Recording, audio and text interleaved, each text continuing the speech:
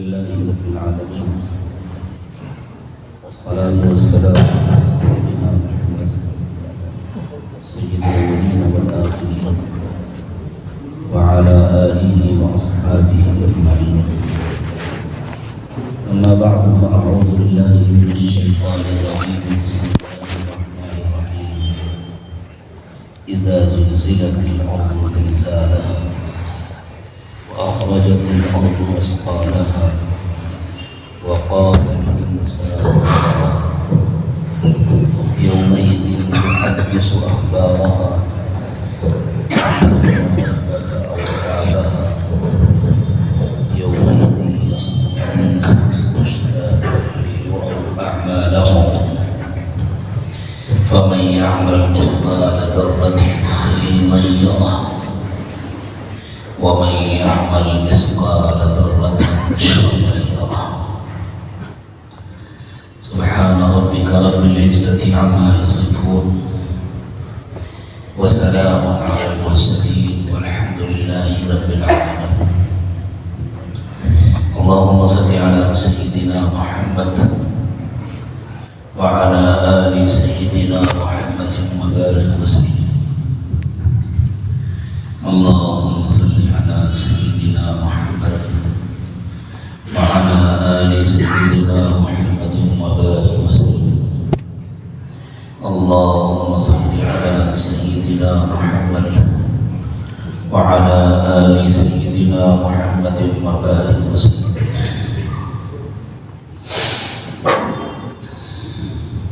تمام انبیاء کرام علیہ الصلوۃ والسلام ہر زمانے میں انسانوں کو اس بات کی اطلاع دی کہ یہ دنیا باقی رہنے والی نہیں، یہ ختم ہونے والی ہے۔ اللہ تعالیٰ نے جو مخلوقات بنائی ہیں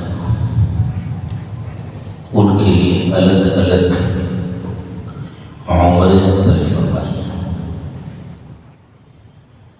ساری مخلوقات کی عمریں یکساں نہیں ہوتی۔ مکھی کی عمر 6-7 دن ہوتی ہے، 6-7 دنوں میں وہ بوڑھی بھی ہو جاتی ہے، اس کی جوانی بھی گزر جاتی ہے، ماں بھی بن جاتی ہے، نانی بھی بن جاتی ہے، دادی بھی بن جاتی ہے، وہ بھی دنیا سے چلی جاتی ہے۔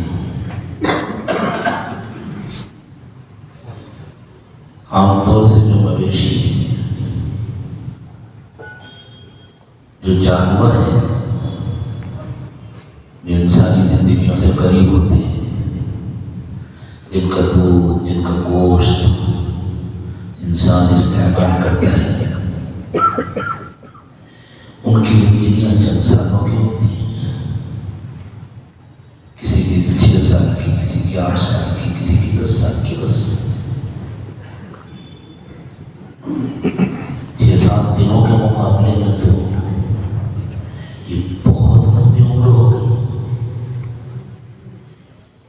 لیکن انسان کی عمر کے مقابلے میں یہ بہت چھوٹی ہے۔ انسانوں کو اللہ تعالیٰ نے جو عمریں عطا فرمائی ہیں وہ عموماً اس زمانے میں 100 کے اندر ہی ہوتی ہے۔ کم لوگ ہوتے ہیں جو 9 دہائیاں پوری کر لیں، 90 سال سے آگے بڑھ جائیں، بہت کم لوگ ہوتے ہیں۔ بلکہ اب تو 8 دہائیاں پوری کرنے والے بھی کمی ہونے لگے ہیں۔ لیکن دوسرے جانوروں کے مقابلے میں یہ بھی بہت لمبے ہوتے ہیں۔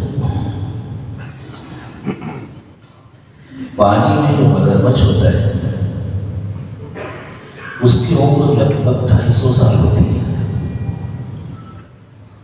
تو 250 سال انسان کی عمر کے مقابلے میں تو بہت لمبی مدت ہے۔ لیکن جنات بھی اللہ کی ایک مخلوق ہے۔ جناتوں کی عمر عموماً 1000 سال اور ان سے اوپر کی ہوتی ہے۔ تو 1000 سال اور 1200 500 سال کے مقابلے میں تو 250 سال کچھ بھی نہیں ہے.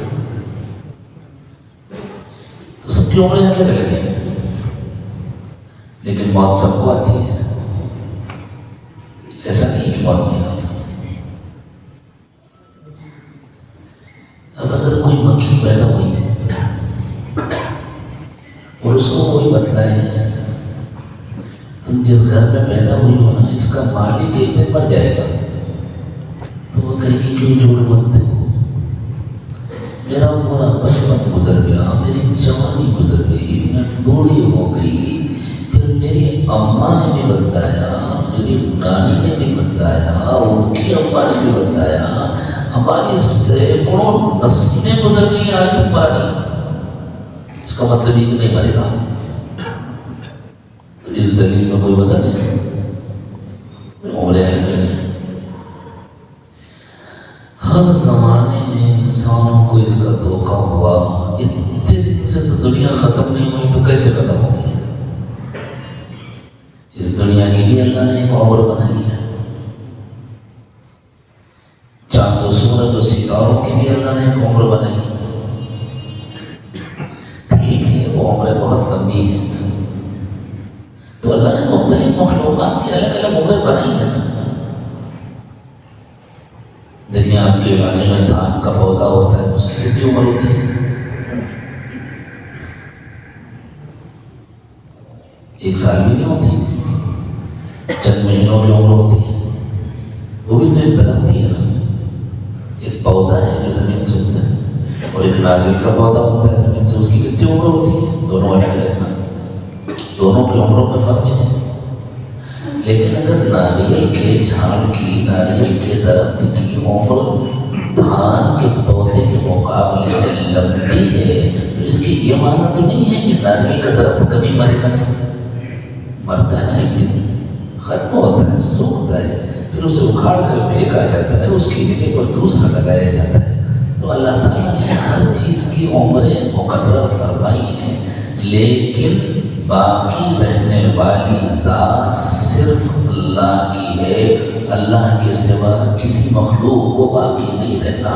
مخلوق فنا ہونے کے لیے بنی ہے، بقا صرف اور صرف خالق کی صفت ہے. کل من علیہا فان ویبقى وجہ ربک ذو الجلال والاکرام. ہر چیز ختم ہونے والی ہے، صرف اللہ کو باقی رہنا ہے. اللہ ہی عزت والے ہیں، اللہ ہی عظمت والے ہیں، اللہ ہی بڑائی والے ہیں. بس اللہ کو باقی رہنا ہے. حتیٰ کہ یہ جو بڑے بڑے سیارے ہیں، جن میں سے بعض تو اتنے بڑے بڑے ہیں کہ ہماری زمین ان کے مقابلے میں شاید ایک چھوٹے سے کنکر کے برابر ہے. سورج سے بھی بہت بڑے بڑے سیارے ہیں، اور خود سورج ہماری زمین سے لگ بھگ 13 لاکھ گنا بڑا ہے. یعنی اگر زمین کے سائز میں سورج کے پیس کاٹے جائیں، جیسے کیک کاٹا جاتا ہے، ایسے اگر سلائس کاٹی جائیں سورج کی زمین کے سائز کی تو 13 لاکھ پیس. اور اس کائنات میں ایسے بڑے بڑے سیارے ہیں کہ سورج کی بھی ان کے مقابلے میں کوئی حیثیت نہیں. ایسے گرم اور دہتے ہوئے سورج میں اس کائنات میں ہمارے اس سورج سے بہت بڑے اور اتنے زیادہ گرم کہ ان کی گرمی ہمارے سورج کی گرمی سے، جو معلوم ہو چکے ہیں، جو انسانوں کے مطالعے میں آ چکے ہیں، ان کی گرمی ہمارے سورج کی گرمی سے 10,000 گنا زیادہ ہے. ہماری سورج کا یہ حال ہے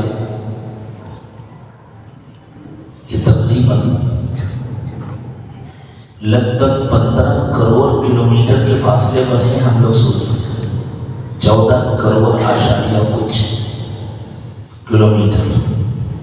میل سے اس کو ناپا جائے تو 9,30,00,000 میل کا فاصلہ ہے سورج اور زمین کے درمیان.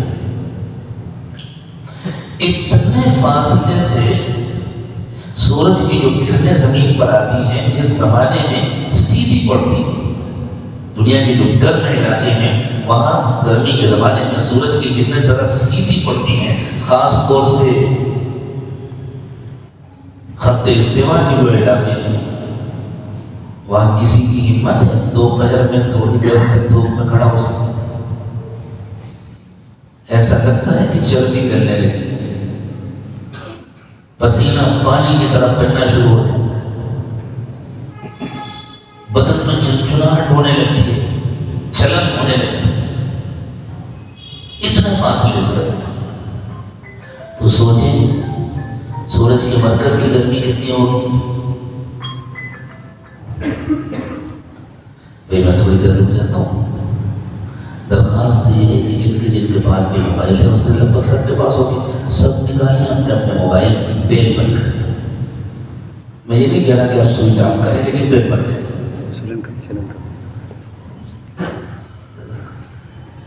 کر لیا سب نے؟ اب کسی کی بیل بجے کہ میں اسے موبائل کے ساتھ کسی سے باہر کر دوں گا، رعایت بالکل نہیں ہوگی. اللہ کا گھر ہے اور اللہ کا کلام ہے، اس کی گفتگو ہو رہی ہے، اس لیے جلدی جلدی بیل بند کر دیں.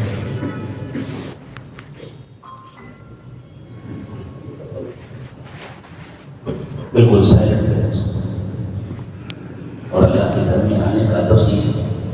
مسجد میں موبائل سائلنٹ کر کے لائے.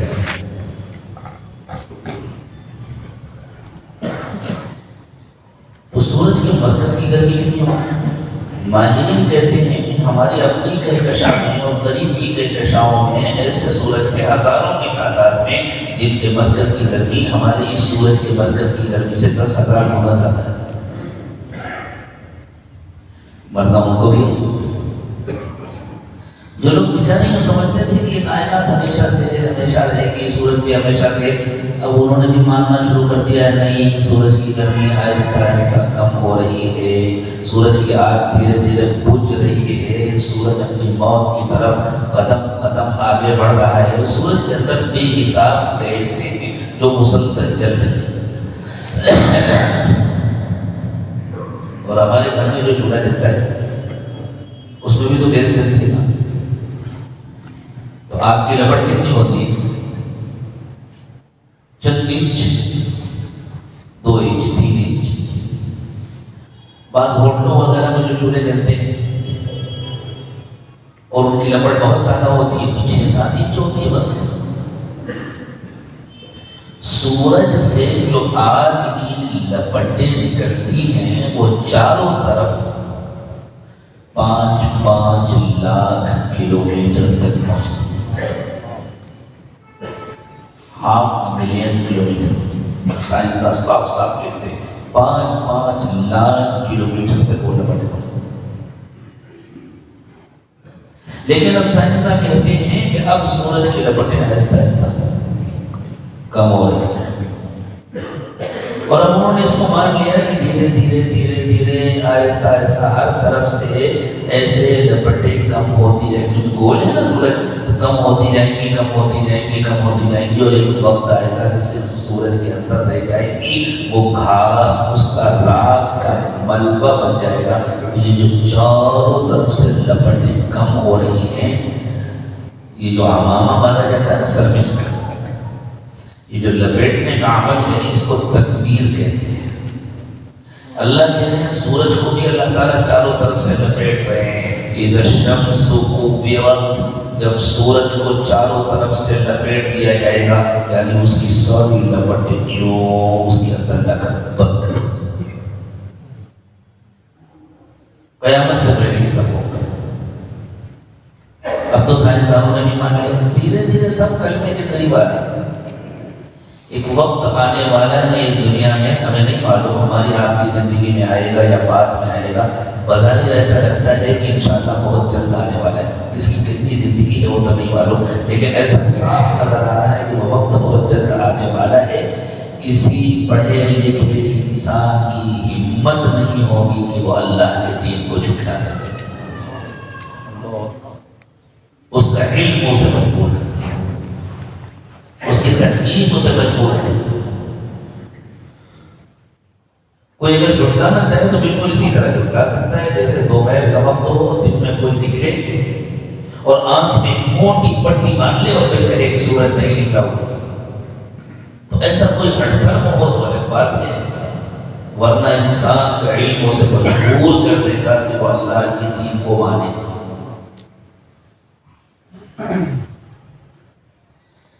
ایک سوال ہوتا تھا، ذہنوں میں آتا تھا کہ اگر واقعی یہ سیارے ختم ہوں گے، مریں گے، تو ان کا ملبہ کہاں جائے گا؟ بہت زمانے سے سائنسدانوں نے اس کو مان لیا تھا کہ سیارے بنتے بھی ہیں، مرتے بھی ہیں، ختم بھی ہوتے ہیں، لیکن ایک چھوٹا سا گھر اگر آپ اپنا توڑیں تو اس کا ملبہ اٹھا کر پھینکنا پڑتا ہے، کہیں ٹھکانے لگانا پڑتا ہے۔ اتنے بڑے بڑے سیارے جب ختم ہوتے ہیں تو ان کا ملبہ کہاں جاتا ہے؟ ابھی ماضی قریب میں بڑے سائنسداں گزرے ہیں جن کو انسانی تاریخ کا سب سے بڑا سائنسداں مانا جاتا ہے، کہتے ہیں انہوں نے ایسی تحقیق کی کہ ان سے پہلے کوئی تحقیق نہیں کر پایا تھا۔ کیا تحقیق کی انہوں نے تحقیق کر کے یہ تلاش کیا کہ معلوم کیا بنانے والے تو اللہ ہے، سب کچھ اللہ بناتے، انہوں نے اپنی تحقیق کر کے بتلایا کہ اس کائنات میں ایسے مقامات ہیں جن کی کشش ثقل اتنی زیادہ ہے کہ بڑے بڑے سیاروں کا ملبہ جب وہاں پہنچتا ہے تو وہ دب کر بالکل چھوٹا سا ہو جاتا ہے، اور سائنسدانوں نے ان کا نام رکھا ہے بلیک ہولز۔ اب وہ کہتے ہیں جب کوئی سیارہ مرتا ہے، ختم ہوتا ہے، تو وہ بس وہیں آ کر اس کا سارا ملبہ گرتا ہے اور وہ بلیک ہول اس کو اپنے اندر کھینچ لیتے ہیں اور سارا ملبہ ایسا چھوٹا سا ہو جاتا ہے جیسے چھوٹی سی گیند۔ بڑا تیر مارا انہوں نے، اتنی بڑی تحقیق کر ڈالی۔ اللہ سے پوچھیں اللہ آپ ہمیں بتائیے کیا ہوتا ہے کائنات میں؟ تو اللہ فرماتے ہیں فَلَا أُقْسِمُ بِمَوَاقِعِ النُّجُومِ، میں قسم کھاتا ہوں ان مقامات کی جہاں ستارے آ کر گرا کرتے ہیں۔ وَإِنَّهُ لَقَسَمٌ لَوْ تَعْلَمُونَ عَظِيمٌ، تمہیں اندازہ نہیں ہے یہ بہت بڑی قسم ہے، تمہیں پتہ نہیں ہے یہ بہت بڑی قسم ہے، یہ بہت بڑی حقیقت ہے جو تمہیں دکھائی جاتی ہے۔ کچھ نہیں چھوڑا اللہ کی کتاب میں، سب کچھ بتلایا ہے انبیاء کرام علیہم السلام۔ تو ساری دنیا ختم ہو، ساری دنیا ختم ہو۔ اب ہمارے سائنسدانوں نے بڑی محنت کر کے، بڑی تحقیق کر کے ایک بات بتلائی۔ انہوں نے کہا کہ اصل میں زمین سورج سے توانائی حاصل کرتی ہے۔ ہر مخلوق کو توانائی چاہیے، درختوں کو بھی توانائی چاہیے، انسانوں کو بھی توانائی چاہیے، طاقت چاہیے، قوت چاہیے، پاور چاہیے، ہر مخلوق کو توانائی چاہیے۔ تو زمین سورج سے توانائی حاصل کرتی ہے۔ وہ جو کہتے ہیں جب سورج کی کرنیں لپٹنا شروع ہوں گی، کم ہونے لگیں گی، تو زمین توانائی حاصل کرنے کے لیے سورج کے اور قریب جائے گی، اور جب وہ سورج کے قریب جائے گی تو ابھی اللہ تعالیٰ نے نظام ایسا بنایا ہوا ہے، ایک کشش ثقل ہے، ایک بندھن ہے نہ نظر آنے والا، جس نے زمین کو پکڑ رکھا ہے، سورج کو بھی پکڑ رکھا ہے، اور اسی دائرے کے اندر زمین بھی چکر لگا رہی ہے۔ سورج کا اپنا ایک دائرہ ہے، سورج بھی اس میں چکر لگا رہا ہے۔ اللہ تعالیٰ نے سورہ یاسین میں فرمایا وَكُلٌّ فِي فَلَكٍ يَسْبَحُونَ، سب اپنے اپنے دائرے میں چکر لگا رہے ہیں۔ جب زمین توانائی حاصل کرنے کے لیے سورج کے قریب ہوگی تو یہ جو کشش ثقل کی کا بندھن ہے یہ کھینچے گا، تنے گا، اور جاتے جاتے جاتے جاتے ایک وقت آئے گا کہ یہ بندھن ٹوٹ جائے گا۔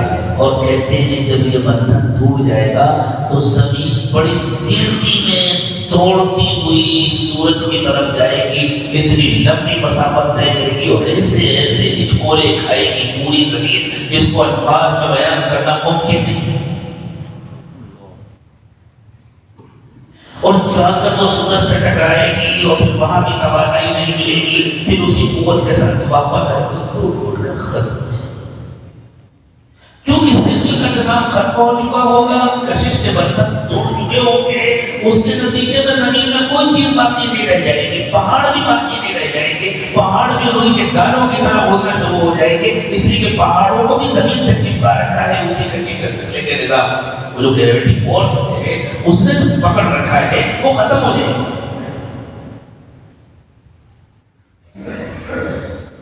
ایک وہ زلزلہ ہے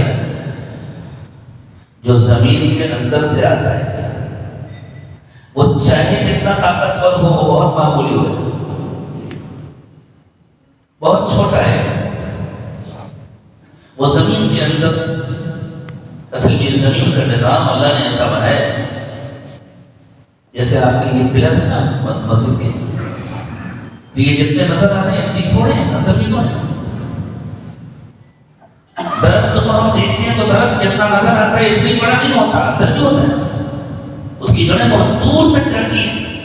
یہ جو زمین میں پہاڑ ہیں یہ جتنے نظر آتے ہیں اتنے بڑے نہیں ہوتے بلکہ اندر ہوتے ہیں، اور پہاڑوں کا اصول یہ ہے کہ جتنے باہر نظر آتے ہیں اس سے بہت زیادہ اندر ہوتے ہیں۔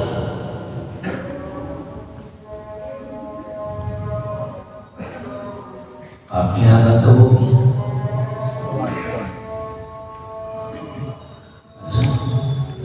جماعت اچھا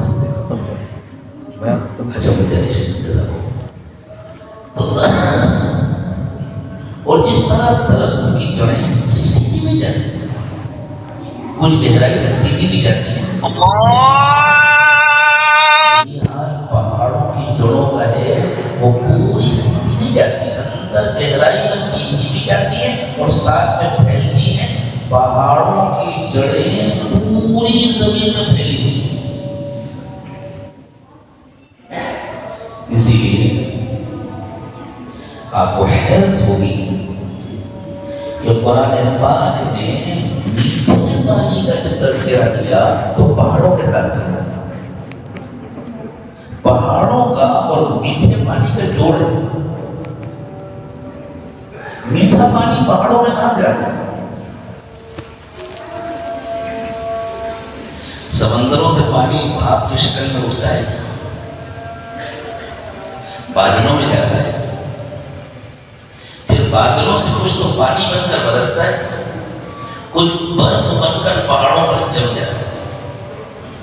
یہ جو برف بن کر پہاڑوں پر پانی جمع ہوتا ہے یہ سال بھر پھر جب گرمی پڑتی ہے تو گلتا ہے اور گل کر کے بہتا ہے، اسی سے ندیاں نکلتی ہیں اور بہت بڑی مقدار میں یہ پانی گل کر کے پہاڑوں کی نسوں کے ساتھ ساتھ گویا اللہ تعالیٰ نے پائپ لائن بنائے ہوئے ہیں، ان کے ساتھ زمین کے اندر اندر پھیلتا ہے۔ یہ جو آپ بورنگ کرتے ہیں، کنویں بناتے ہیں اور ان سے پانی نکلتا ہے، یہ اصل وہی پہاڑوں سے پوری زمین میں اللہ نے پھیلایا۔ اللہ رب العالمین ہے، اللہ نے سب کچھ بنایا ہے، ہر مخلوق کو اللہ نے بنایا ہے، انسانوں کو بھی اللہ نے بنایا ہے، اس لیے اللہ تعالیٰ نے انسانوں کی ہر ضرورت کا انتظام فرمایا۔ آپ بتائیں ہم لوگ پانی لا سکتے تھے اس طرح جا کر کے؟ اگر کہہ دیا جاتا بھئی یا تو سمندر سے پانی لو، اسے پکا کر کے ابال کر کے اس کا نام نکالو، اور اگر تم کو میٹھا پانی چاہیے تو چلے جاؤ ہمالیہ کی چوٹی پر، وہاں سے لے کر کے آ جاؤ، بڑے بڑے برف کے ٹکڑے لے کر کے آؤ، اپنے گھر میں گلا لو، پانی بن جائے۔ کتنی آسان ہوتی زندگی پر خالی پانی ڈھونڈتے رہتے، لیکن اللہ نے کتنا انتظام کیا۔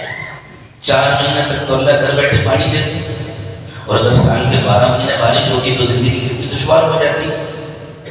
پھر یہ جو پانی زمین کے اندر جاتا ہے، بارش کا پانی ہمارے علاقوں میں جاتا ہے، نیچے چونکہ پتھر کی ایک سطح ہے وہاں جا کر رک جاتا ہے، گویا اندر حوض کے جہاں جا کر رک جاتا ہے، جمع ہو جاتا ہے اور وہ زمین میں پھیلتا ہے۔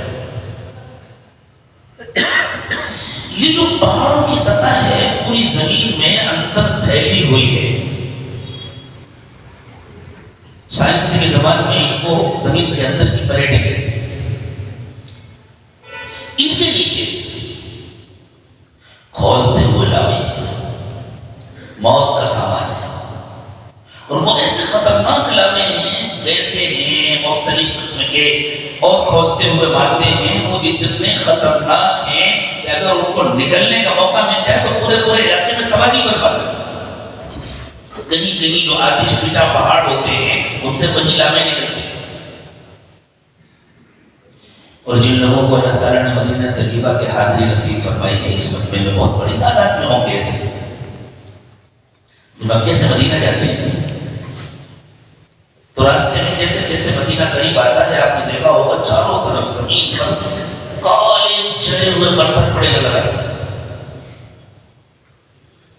زمین مدینے کے قرب و جوار میں ایسے پتھر اس قدر بے حساب ہے بعض علاقوں میں کہ وہاں سے پیدل کیا چپل پہن کر کسی آدمی کے لیے گزرنا آسان نہیں ہے جس کو حرہ کہتے ہیں. یہ حرہ کیا چیز ہے؟ اور خاص طور سے جن لوگوں نے مدینہ ایئرپورٹ سے سفر کیا ہے ان کو زیادہ تجربہ ہوا ہوگا. مدینہ سے جب ایئرپورٹ کی طرف جاتے ہو تو پورا حرہ جس کو صاف کر کے بیچ میں بڑے کشادہ خوبصورت روڈ بنا دیے ہیں لیکن دونوں طرف وہ چلے ہوئے پتھر آدمی موجود ہیں بڑی مقدار میں پڑے ہوئے. ہر گرمی کو کہتے ہیں حرارت کا لفظ اسی سے آپ کے علاقے میں بھی حرارت کا لفظ استعمال ہوتا ہے نا. تو یہ حرارت چلے ہوئے پتھروں کو کہتے ہیں. ماہرین کہتے ہیں کہ کسی زمانے میں زمین کے اندر سے آتش فشاں ٹوٹے تھے اور وہ مادے نکلے تھے اور اللہ جانے کب تک وہ جلتے رہے کب تک گرم رہے اور پھر دھیرے دھیرے ٹھنڈے ہو گئے وہ پڑے ہوئے. ویسے خطرناک مادے ہیں کہ اگر وہ نکلنا شروع ہو جائیں تو زمین کے اوپر کوئی زندہ وجود ایک دن بھی باقی نہیں رہ سکتا. موت ہے ہمارے پیروں کے نیچے, ہمارے سر کے اوپر بھی موت ہے, ہمارے پیروں کے نیچے بھی موت ہے. أَأَمِنْتُمْ مَنْ فِي السَّمَاءِ أَنْ يَخْسِفَ بِكُمُ الْأَرْضَ فَإِذَا هِيَ تَمُورُ. ہمارے پیروں کے نیچے موت ہے, وہ نیچے کی جو پلیٹیں ہیں اگر اللہ تعالیٰ ان پلیٹوں کو کھسکاتے نا تو سب کچھ دھس کر اندر چلے جائے. اللہ نے فرمایا کیا تم اللہ سے مطمئن ہو گئے اللہ چاہے تو تم کو زمین کے اندر دھسا دیں اور پھر زمین برابر ہو جائے تمہارا نام و نشان نہیں بچے گا. أَأَمِنْتُمْ مَنْ فِي السَّمَاءِ أَنْ يُرْسِلَ عَلَيْكُمْ حَاصِبًا. ہمارے سر کے اوپر بھی موت ہے. ہر وقت اتنے پتھروں کی بارش ہوتی رہتی ہے. یہ جو اللہ تعالیٰ نے زمین بنائی ہے یہ زمین صرف اس مٹی کے فرش کا نام نہیں ہے, اس کے ساتھ تقریباً 500 کلومیٹر کا ایک غلاف ہے. عربی میں جس کو الغلاف الجوی کہتے ہیں. زمین کی اپنی ایک فضا ہے, اس پورے غلاف کا نام ہے زمین, اس پوری فضا کا نام ہے زمین. جب زمین چکر لگاتی ہے تو اپنے اس غلاف کے ساتھ چکر لگاتی ہے اور اس کا مزاج اللہ تعالیٰ نے ایسا بنایا ہے. اس کو اللہ تعالیٰ نے ایسا بنایا, زمین کا گویا زمین کا قریبی آسمان ہے, اس کو اللہ تعالیٰ نے ایسا بنایا ہے کہ یہ نیچے کی چیز کو نیچے واپس کرتے, اوپر کی چیز کو اوپر واپس کرتے. اسی کو قرآن نے کہا وَالسَّمَاءِ ذَاتِ الرَّجْعِ, اس آسمان کی قسم جس کی خصوصیت ہے واپس کر دے. ہم سب یہاں بیٹھے ہیں الحمدللہ, سانس دینے میں کوئی تکلیف تو نہیں ہو رہی. ابھی کچھ دن پہلے اسپتالوں میں آکسیجن کے سلنڈر کم پڑ گئے تھے, کتنا مسئلہ ہو گیا تھا. کتنے لوگ بیچارے اس دنیا سے چلے گئے صرف اس لیے کہ ان کو وقت پر آکسیجن نہیں مل سکی. ہم سب سانس لے رہے ہیں تو آکسیجن کو یوز کر رہے ہیں نا, آکسیجن کو استعمال کر رہے ہیں. کہاں ہے آکسیجن؟ کوئی سلنڈر لے کر گئے اپنے گھر سے؟ یہاں موجود ہے نا آکسیجن, پوری فضا کے اندر آکسیجن موجود ہے. گیس ہلکی ہوتی ہے, گیس اڑتی ہے. گیس کو کسی غبارے میں بھر کر چھوڑ دیا جائے تو غبارہ اوپر جاتا ہے اور کہیں سے پیک تو نہیں کیا گیا, کوئی دیواریں نہیں بنائی گئی, کوئی رکاوٹیں نہیں ہیں. اس گیس کو اڑ کر کے چلا جانا چاہیے تھا, ختم ہو جانا چاہیے تھا. گیس ختم کیوں نہیں ہوتی؟ اس لیے کہ اللہ تعالیٰ نے زمین کا غلاف ایسا بنایا ہے کہ گیسیں اس سے باہر نہیں نکل سکتی. وہاں تک پہنچنے کے بعد وہ غلاف ساری گیسوں کو نیچے واپس کر دیتا ہے. اور اوپر سے جو ہر وقت پتھروں کی بارش ہوتی رہتی ہے وہ اتنی بارش ہوتی ہے کہ اگر اس غلاف کو چند سیکنڈ کے لیے ہٹا دیا جائے تو زمین پر کوئی زندہ مخلوق باقی نہ رہ جائے. ایسی بارش ہو کوئی عمارت باقی نہ رہ جائے, سب ٹوٹ ٹوٹ کر ختم ہو جائے. لیکن اوپر سے جتنے پتھر آتے ہیں وہ اس غلاف سے ٹکرا کر کے ختم ہو جاتے ہیں, واپس ہو جاتے ہیں, جل کر بسم ہو جاتے ہیں. یہ ہے اس زمین کا مزاج. وَالسَّمَاءِ ذَاتِ الرَّجْعِ. ایسے انتظامات کیے اللہ تعالیٰ.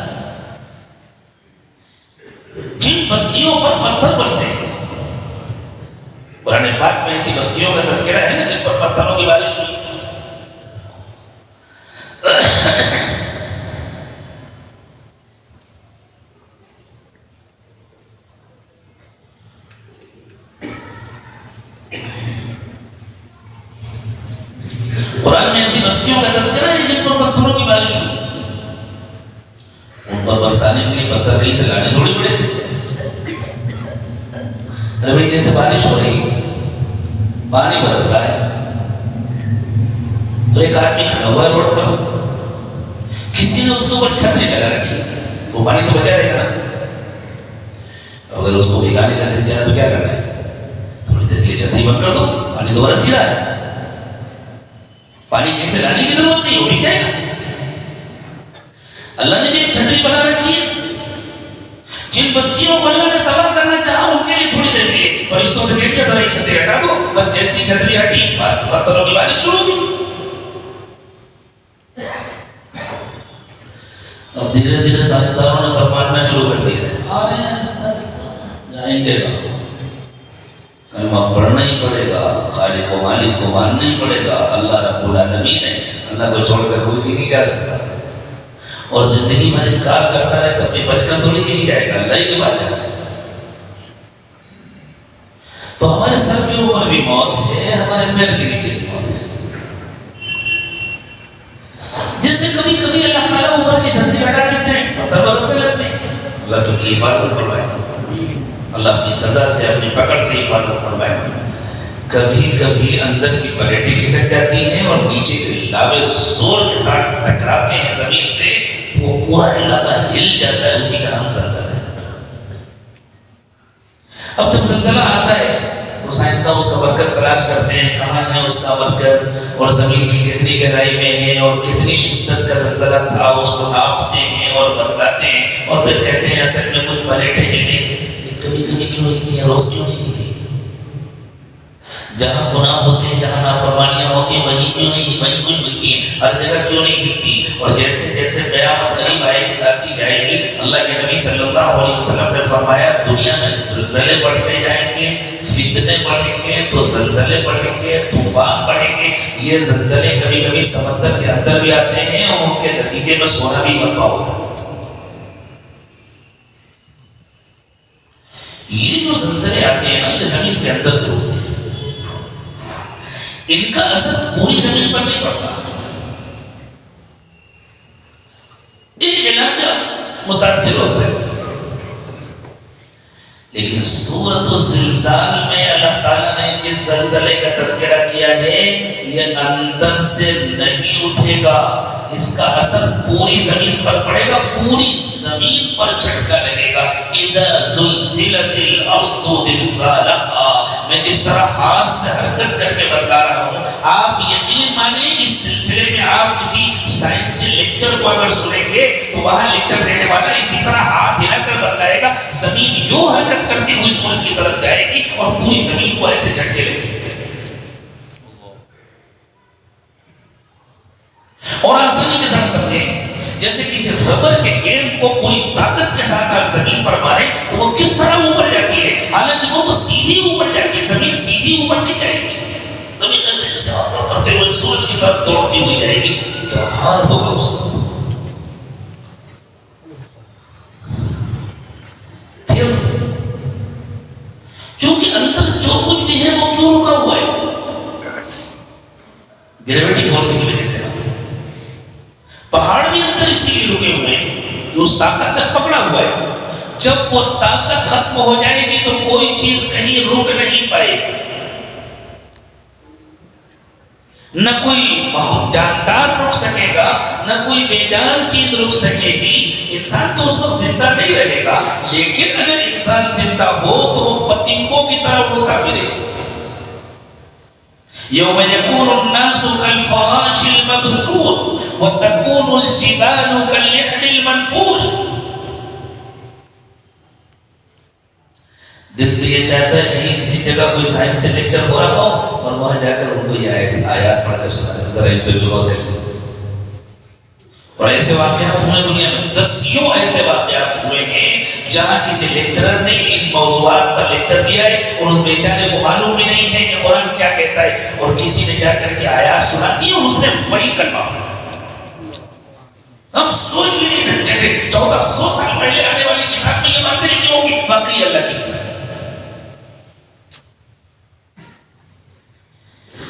امریکہ کے ایک بہت بڑے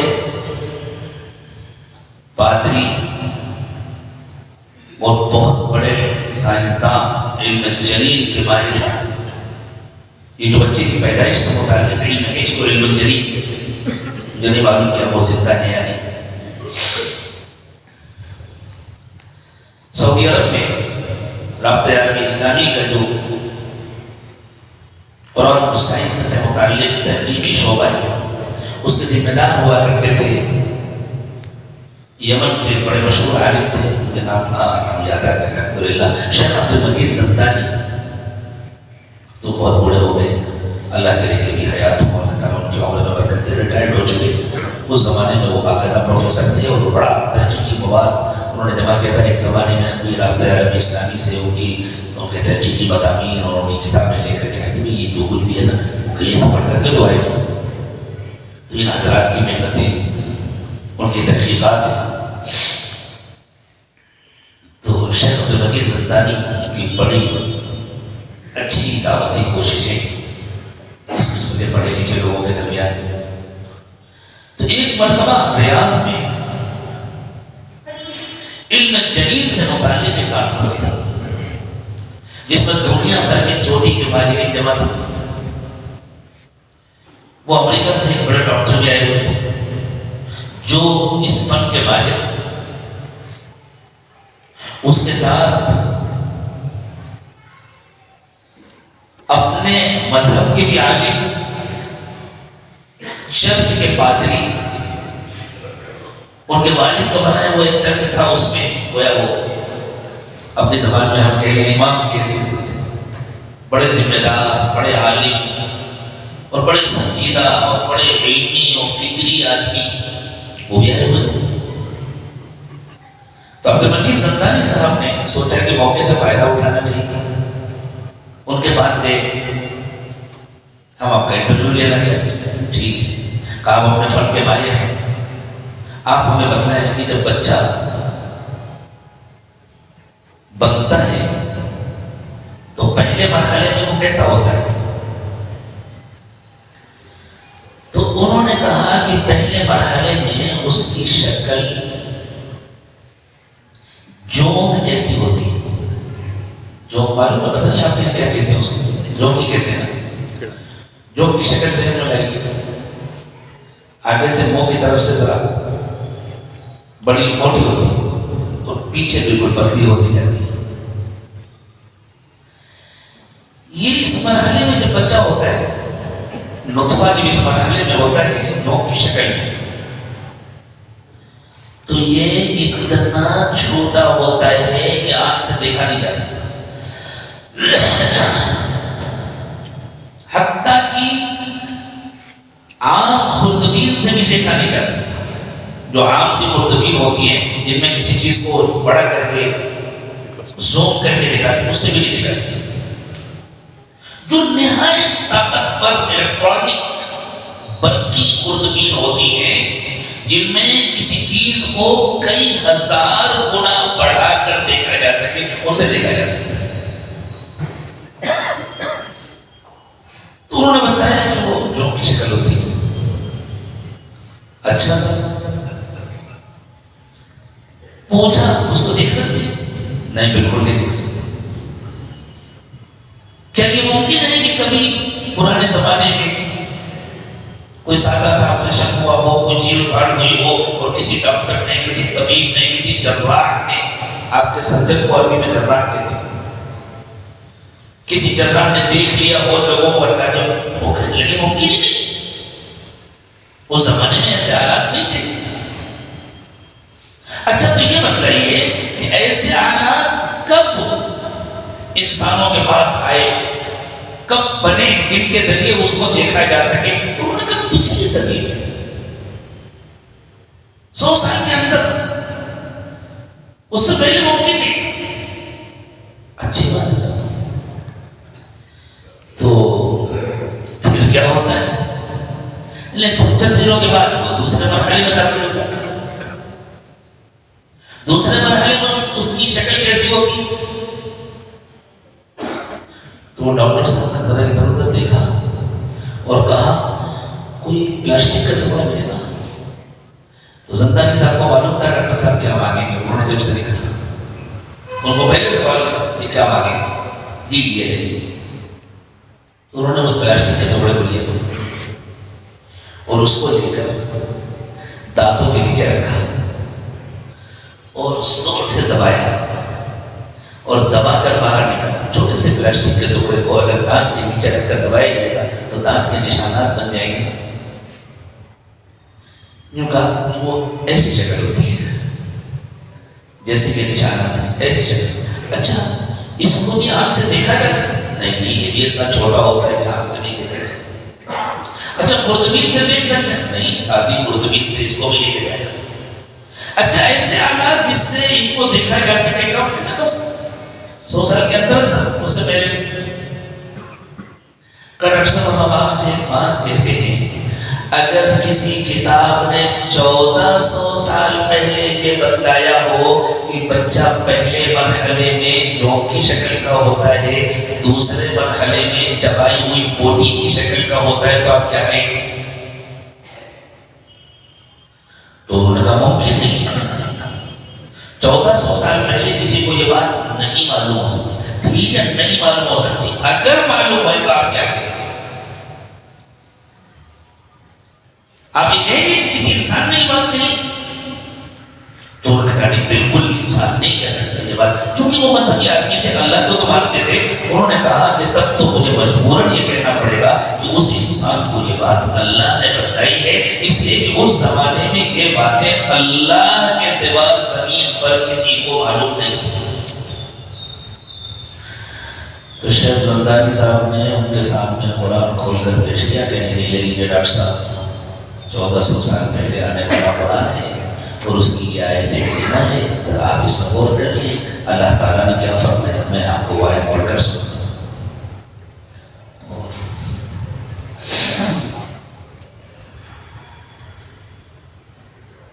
اللہ تعالیٰ فرماتے ہیں وَلَقَدْ خَلَقْنَا الْإِنسَانَ مِنْ سُلَالَةٍ مِّن طِينٍ. ہم نے مٹی کے جوہر سے، مٹی کے خلاصے سے انسان کو بنایا. ثُمَّ جَعَلْنَاهُ نُطْفَةً فِي قَرَارٍ مَّكِينٍ. جب ہم انسان کو بناتے ہیں تو ایک محفوظ مقام پر اس کو ٹھہراتے ہیں نطفہ بنا کر. پھر یہ نطفے کی شکلیں کیا بنتی ہیں؟ ثُمَّ خَلَقْنَا النُّطْفَةَ عَلَقَةً. پھر ہم نطفے کو علاقہ بناتے ہیں. علاقہ عربی میں چوب کو کہتے ہیں، یعنی اس شکل کو بناتے ہیں، ایسی شکل ہوتی ہے. اب تو اس زمانے میں ایسے آلات سے جن کے ذریعے میرے پاس جو رابطے کا لٹریچر ہے اس میں اس کا فوٹو دیا گیا ہے، نیچے حاشیے میں لکھا ہے یہ 4000 گنا بڑھا کر کے فوٹو لیا گیا ہے. 4000 مرتبہ زوم کر کے یہ فوٹو لیا گیا ہے، تو وہ دیکھنے کے قابل ہوا. ثم خلقنا النطفة علقة. پھر ہم نے نطفے کو علقہ بنایا، چونک کی شکل کو بنایا. فخلقنا العلقة مضغة. عربی زبان کا ہر طالب علم جانتا ہے مضغ عربی میں چبانے کو کہتے ہیں. مضغہ کسی چیز کو دبا کر کے چبانا. مضغہ اس بوٹی کو کہتے ہیں جس کو دانتوں کے درمیان چبایا گیا ہو. اللہ فرماتے ہیں دوسری شکل ہوتی ہے فخلقنا العلقة مضغة. پھر ہم اس علقہ کی شکل مضغہ کی بنا دیتے ہیں. فخلقنا المضغة عظاما. پھر ہم اس کو ہڈی بنا دیتے ہیں. فكسونا العظام لحما. پھر اس ہڈی پر گوشت چڑھاتے ہیں. ثم انشأناه خلقا آخر. پھر بالکل دوسری مخلوق بنا دیتے ہیں. فتبارك الله احسن الخالقين. کتنے برکت والے ہیں اللہ، کیسی کیسی خوبصورت مخلوق پیدا کرتے ہیں. اور ڈاکٹر تو بالکل حیران ہو گیا. اس نے کہا مجھے ایسا لگتا ہے کہ ان تحقیقات کے سامنے آنے کے بعد آپ لوگوں نے کچھ معنی بدلے. تو ان کو بتایا کہ ڈاکٹر صاحب قرآن کے الفاظ تو بدلے نہیں، تو ساری دنیا مانتی ہے. اور جہاں تک معنی اور ترجمے کی بات ہے، یہ ہے عربی کے الفاظ اور یہ ہے آپ کے یہاں کی ڈکشنری. عربی انگلش ڈکشنری ہے جو آپ کے یہاں کی ہے، آکسفورڈ کی ڈکشنری ہے یا آپ کی کسی یونیورسٹی کی ڈکشنری ہے. وہ نہ ہماری ہے نہ ہمارے کسی آدمی کی لکھی ہوئی ہے. آپ کے اپنے علماء کی، آپ کے اپنے محققین کی لکھی ہوئی ڈکشنریاں ہیں. آپ دیکھ لیجیے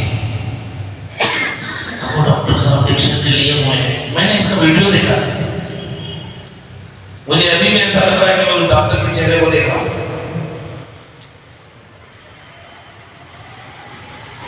آج سے تقریباً 30 سال 28 سال 30 سال پہلے میں نے اس کا ویڈیو دیکھا، حیران ہو ڈاکٹر، اور وہ قرآن کے الفاظ کو دیکھ رہا ہے اور اس کے بعد اس ڈکشنری کو دیکھ رہا ہے، اور دیکھنے کے بعد کہا میری گواہی نوٹ کر لیجئے کہ قرآن اللہ کی کتاب ہے،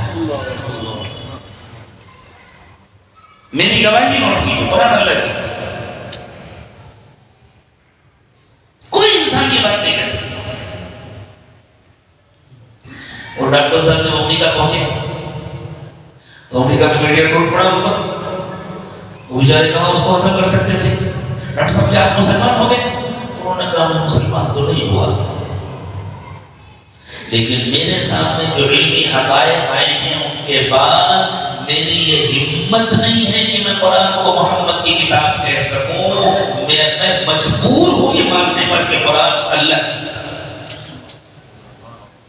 صلی اللہ علیہ وسلم، محمد تو ایک انسان ہے، اس نے کہا اس زمانے کا کوئی بڑا سے بڑا پڑھا لکھا انسان، محمد صلی اللہ علیہ وسلم تو امی تھے، آپ نے تو کہیں پڑھا لکھا نہیں تھا، اور عربوں کے یہاں اتنے علوم کہاں سے آتے؟ اس زمانے میں جو بڑا سے بڑا فلسفہ اور بڑا سے بڑا پڑھا لکھا انسان ہو سکتا تھا، اسے ان باتوں کی ہوا نہیں لگ سکتی تھی، تو کوئی انسان اپنی طرف سے کیسے کہہ سکتا ہے یہ اللہ کی کتاب ہے؟ اللہ منواتے ہیں اس طرح، تو اللہ تعالیٰ نے ہر بات بتلائی، ما فرطنا فی الکتاب من شیء، اللہ فرماتے ہیں ہم نے اپنی کتاب میں کوئی چیز چھوڑی نہیں ہے۔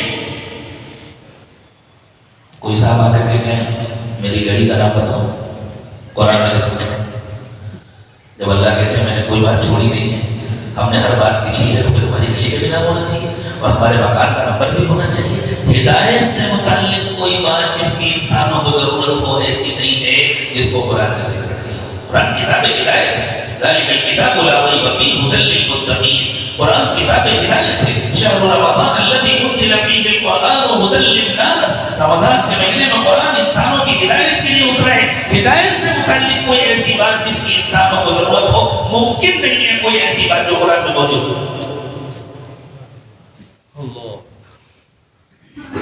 تو اللہ تعالیٰ نے بتایا ایسا زبردست سلسلہ ہے، پوری زمین ہچکولے کھائے گی، انسان اگر موجود ہو تو پتنگوں کی طرح اڑتا پھرے، انسان تو اسے پہلے تک پہنچ گیا ہو، پہاڑ زمینوں سے نکل جائیں گے کیونکہ جو پکڑ ہے وہ ختم ہو جائے گا، وَتَكُونُ الْجِبَالُ كَالْعِهْنِ الْمَنْفُوشِ، جیسے بھیڑ کے بال نکالے جائیں اور ان کو مشین سے دھل دیے تو اور ہلکی ہو جائیں گے، ویسے بھی بال ہلکا ہوتا ہے، بھیڑ کی جو اون ہے وہ ویسے بھی ہلکی ہوتی ہے، اور اس کو مشین سے دھل دیا جائے تو اور ہلکا ہو جائے گا، ہلکا سا ہاتھ میں رکھ کر کے پھونک دو تو وہ اڑتا چلا جاتا ہے۔ اللہ فرما رہے بڑے بڑے پہاڑ جتنے بڑے باہر نظر آتے ہیں اس سے کئی گنا زیادہ اندر ہوتے ہیں، سب اڑتے ہوئے،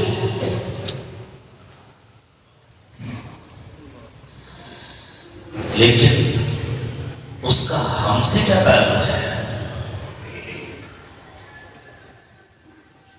آدمی کہے میں مر جاؤں گا اس کے بعد یہ زمین رہے نہ رہے، پہاڑ رہے نہ رہے، سمندر رہے نہ رہے، مجھے کیا فرق پڑتا ہے؟ اللہ فرماتے ہیں نہیں، تم سے تعلق ہے۔ پتہ ہے پھر کیا ہوگا؟ یہ پوری زمین اپنے پورے فضا کے ساتھ، اپنے فضائی غلاف کے ساتھ، اس پوری زمین کو اللہ نے ایسا بنایا ہے کہ یہاں ہر چیز ہر وقت ریکارڈ ہو رہی ہے، ہر آواز ریکارڈ ہو رہی ہے۔ ما يلفظ من قول الا لديه رقیب عتید، یہاں ہر آواز ریکارڈ ہوتی ہے، کسی کی کوئی بات منہ سے نکلی ختم نہیں ہوتی۔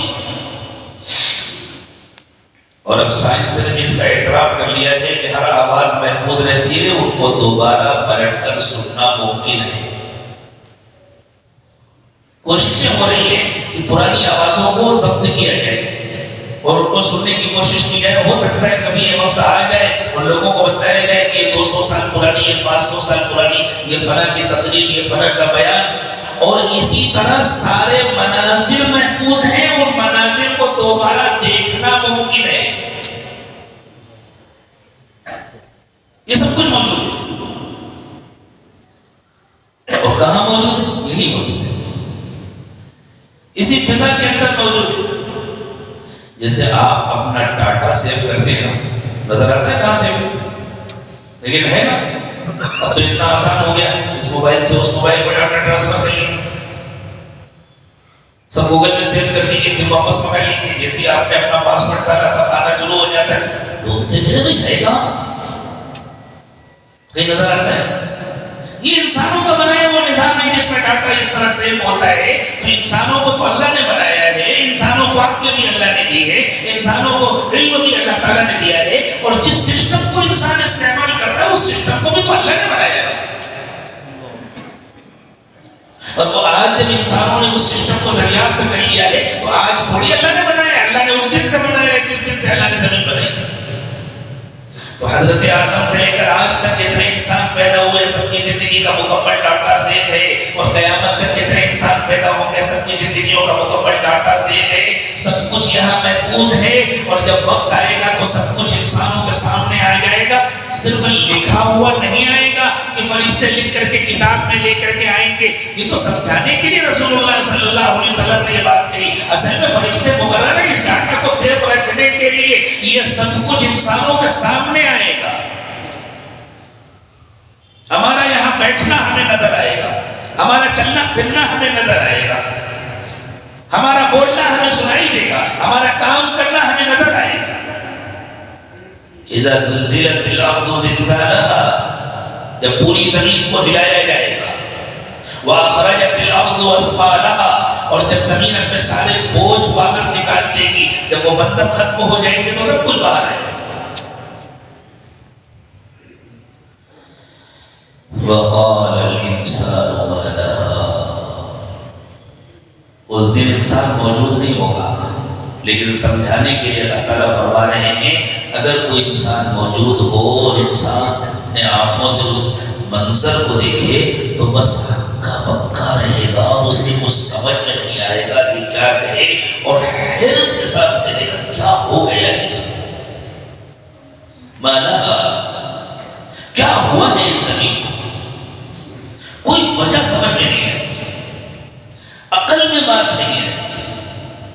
یومئذ تحدث اخبارها بان ربك اوحى لها، اس دن زمین اپنے سارے واقعات بیان کرے گی، ساری خبریں سنائے گی، سب کچھ بتائے گی. کیسے بتائے گی؟ بان ربك اوحى لها، اس لیے کہ تمہارے رب نے وہ سب کچھ زمین کو سکھایا. ایک بہت بڑی حقیقت بتلائی گئی ہے کہ اس وقت تک کے لیے سارا ڈاٹا سیو ہے. بِأَنَّ رَبَّكَ أَوْحَىٰ لَهَا، یہ اللہ کا بنایا ہوا نظام ہے. اللہ نے ایسا نظام بنائے، اور اس نظام کو چلانے کے لیے اور اس نظام کو سنبھالنے کے لیے اور زمین میں ہر انسان کا الگ الگ سارا ڈاٹا سیو رکھنے کے لیے اللہ تعالیٰ نے فرشتوں کو مقرر کیا ہوا ہے.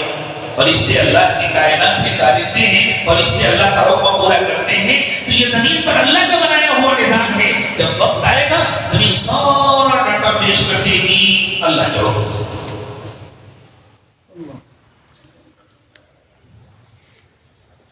یومئذ یصدر الناس اشتاتا، اس دن انسانوں کو بھی نکالا جائے گا. سب نکلیں گے قبروں سے، جو جہاں بھی ہے. قبر صرف زمین کے گڑھے کا نام نہیں ہے، وہ مقام جہاں جا کر انسان کی باقیات جہاں محفوظ ہوتی ہے اس کا نام قبر ہے. اور اس زمانے میں سائنسدانوں نے بڑی عجیب تحقیق کی ہے. وہ جو کہتے ہیں کہ جب انسان کا گوشت سڑ جاتا ہے، ہڈیاں سڑ جاتی ہیں، بوسیدہ ہو جاتی ہیں، کمزور ہو جاتی ہیں، یہ بھی اللہ کی مرضی ہے۔ اللہ نے انتظام بنایا ہے کہ قبر کے اندر گوشت سڑ جائے، ہڈیاں بوسیدہ ہو جائے، اور جس کو اللہ باقی رکھنا چاہے اس کو باقی رکھتے ہیں۔ سہارنپور میں مدرسہ مظاہر روم میں ایک استاد ہوا کرتے تھے، ان کے انتقال کو 30 سال گزر گئے تھے۔ یہ واقعہ میں آپ لوگوں کو جان بوجھ کے اس لیے سنا رہا ہوں کہ آپ کے چکمگلور ضلع کے ایک عالم تھے، اس ضلع کے کسی قصبے کے، وہ بھی سہارنپور کے پڑھے ہوئے تھے، اور اس زمانے میں سہارنپور کے ناظم حضرت تھانوی رحمۃ اللہ علیہ کے خلیفہ حضرت مولانا اسد اللہ صاحب سے وہ بیعت بھی تھے، اور حضرت مولانا اسد اللہ صاحب نے ان کو اجازت و خلافت بھی عطا فرمائی تھی۔ ان کو اپنے شیخ سے بڑی محبت تھی، شیخ کا انتقال ہو چکا تھا، حضرت مولانا اسد اللہ صاحب کا انتقال ہو چکا تھا،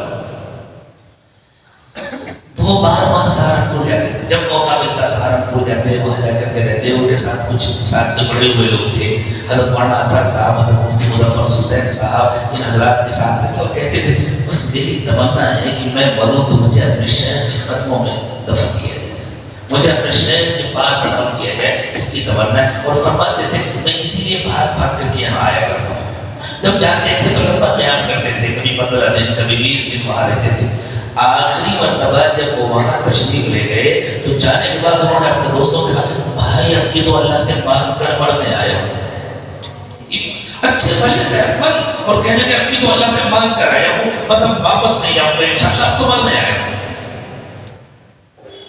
وہاں چند دن انہوں نے قیام کیا، اللہ بھی ان کی خوشی پوری کرنا چاہتے تھے، اللہ کے یہی مقدر تھا۔ اچانک بیمار ہوئے اور 2-4 دن میں انتقال ہوا۔ جب انتقال ہوا تو وہاں جو حضرات تھے انہوں نے کہا کہ بھئی ان کی تمنا کے مطابق ان کی قبر ان کے شہر کے پیروں کے بعد کرو۔ وہاں جہاں قبر کھودی جانی تھی وہاں وہ استاد غالباً حضرت مولانا منظور احمد نام تھا ان کا، اگر میں اس وقت اگر میری یادداشت نہیں کام کر رہی تھی، واقعہ تو بالکل 100% حقیقت ہے، نام کے سلسلے میں تھوڑا سا مجھے شبہ ہو رہا ہے، میرا خیال ہے کہ منظور احمد ہی نام تھا۔ ان کی قبر کے بازو میں قبر کھودی گئی تھی، تو حضرت مولانا اطہر حسین صاحب نے جا کے کہا دیکھو یہ حضرت کی قبر ہے، ذرا احتیاط سے کھودنا۔ بازو میں قبر کھودنے والے نے کھودنا شروع کیا، اس سے صحیح اندازہ نہیں ہو سکا، درمیان کی دیوار بہت پتلی رہ گئی اور کھودتے کھودتے وہ مٹی گر گئی۔ 30 سال پہلے انتقال ہوا تھا مولانا منظور احمد صاحب کا۔ جب وہ مٹی گری اور وہ قبر کھودنے والے کی نظر پڑی تو وہ تو بھاگ کر کے آیا اور آ کر کے بتایا مجھ سے تو بڑی غلطی ہو گئی، وہ حضرت جی کی قبر کھل گئی ہے اور وہ تو ویسے ہی آرام فرما رہے ہیں۔ حضرت مفتی مظفر حسین صاحب تشریف لے گئے، حضرت مولانا اطہر حسین صاحب تشریف لے گئے اور دوسرے حضرات گئے، اور ان لوگوں نے جا کر کے دیکھا 30 سال پہلے جن کا انتقال ہوا تھا ان کا کفن بھی میلا نہیں ہوا تھا اور چہرہ بھی ویسے ہی تازہ اور شاداب تھا۔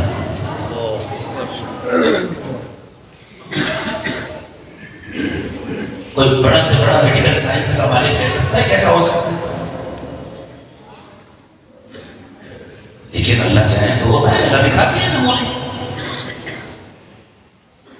آج دوپہر میں نے واقعہ سنایا سیدنا حمزہ رضی اللہ تعالی ان کی قبر میں پانی آنے لگا تھا، ابھی 20ویں صدی کا واقعہ ہے، بہت زیادہ عرصہ بھی نہیں گزرا، ان کی قبر میں پانی آنے لگا تھا، بڑی بارش ہوئی تھی احد کے میدان میں، تو سعودی عرب نے علماء کی ایک ٹیم بنائی تھی اور رات کے وقت میں ان کی قبر کھول کر کے ان کو منتقل کیا گیا۔ ابھی حضرت حمزہ کی جہاں قبر ہے، جو کمپاؤنڈ بنا ہوا ہے جس کے اندر قبر ہے، جہاں جاتے ہیں اور سلام پڑھتے ہیں، بعد میں بنی ہے، یہ ہمیشہ سے یہاں نہیں ہے، شروع سے جب حضرت حمزہ شہید ہوئے تھے تب سے وہ یہاں دفن نہیں ہے، بعد میں یہاں دفن کیے گئے، سعودی حکومت کے زمانے کی بات ہے۔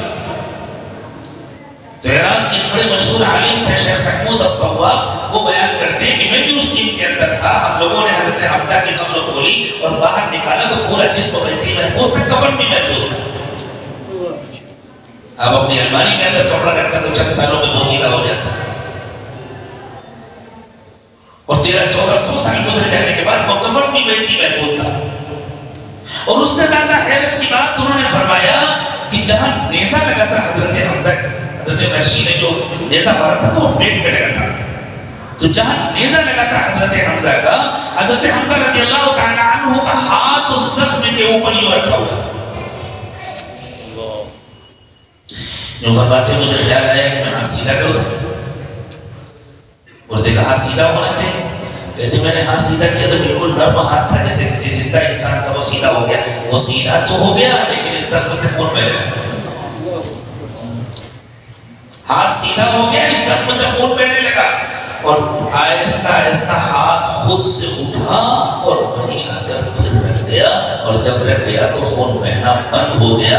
شیخ محمود الصواف کہتے ہیں کفن کے اوپر اس خون کا دھبا نظر آنے لگا تھا۔ ہمارے پڑوس کے ملک کے ایک ڈاکٹر صاحب تھے، ڈاکٹر نور احمد،